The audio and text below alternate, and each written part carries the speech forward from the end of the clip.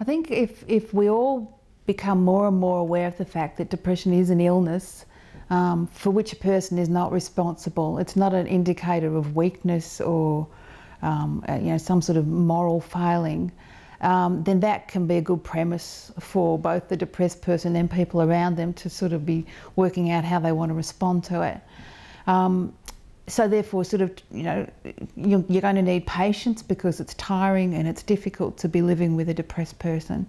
So self-care is clearly very important, but at the same time keeping that perspective that this is their illness that is actually causing a lot of this behaviour right now,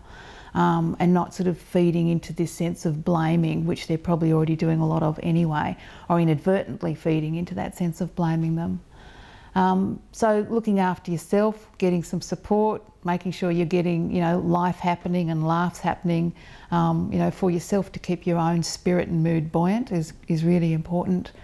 But I guess the key thing you want to achieve is getting your loved one to some professional help, and that can be challenging,